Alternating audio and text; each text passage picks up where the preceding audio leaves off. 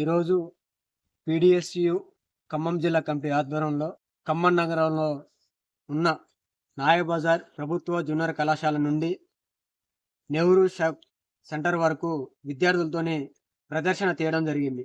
ప్రధానంగా neat paper leakage చేసిన అంతకుడు కేంద్ర విద్యాశాఖ మంత్రి ధర్మేంద్ర ప్రధాన్ ఎవరైతే ఉన్నారో అతను రాజీనామా చేయాలని డిమాండ్ చేస్తూ వేలాది మంది విద్యార్థులతోని నిన్న ఢిల్లీలో జంతర్ మంతర్ పార్లమెంటు ఆవరణలో శాంతియుతంగా ధర్నా చేస్తుంటే విద్యార్థులను చూడకుండా విద్యార్థుల మీద లాఠీ చార్జీలు బయట ప్రయోగాలు లాంటి మొత్తం చేసి విద్యార్థులను గాయపరిచిన పరిస్థితి భారతదేశంలో కనపడతా ఉంది.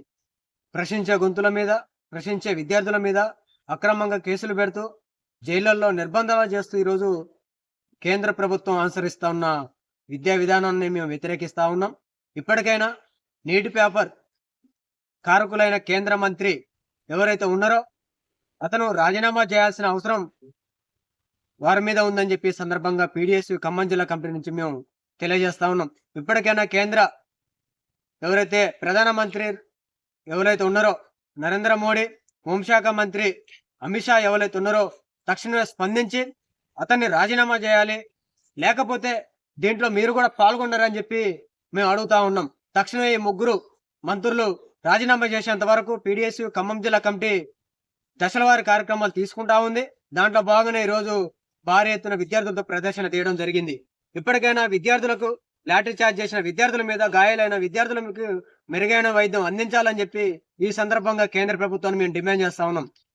ఈ సమస్యల్ని పరిష్కరించే నీట్ పేపర్ లీకేజ్ అయిన మంత్రి ఎవరైతే ఉన్నారో అతను రాజీనామా చేసేంత వరకు పోరాటాలు కొనసాగిస్తాం. అతని మీద క్రిమినల్ కేసులు నమోదు చేయాలని చెప్పి ఈ సందర్భంగా పీడీఎస్ ఖమ్మం జిల్లా కమిటీ నుంచి మేము డిమాండ్ చేస్తా ఉన్నాం. ఈ సమస్యని పరిష్కరించిన ఏడల రాష్ట్ర వ్యాప్తంగా, భారతదేశ వ్యాప్తంగా పీడీఎస్ విద్యార్థి సంఘం ముందుండి పోరాటాలు కొనసాగిస్తుందని చెప్పి కేంద్ర మంత్రి ఎవరైతే ఉన్నారో వారిని మేము హెచ్చరిస్తా ఉన్నాం. నరేంద్ర మోడీ ఇప్పటికైనా మేము ఏదైతే ఆలోచనలు ఉన్నాయో అవి మానుకొని విద్యార్థుల పట్ల నిలబడి విద్యా పోరాటాలు నిర్వహించాలని చెప్పి సందర్భంగా మేము వారికి తెలియజేస్తా ఉన్నాం.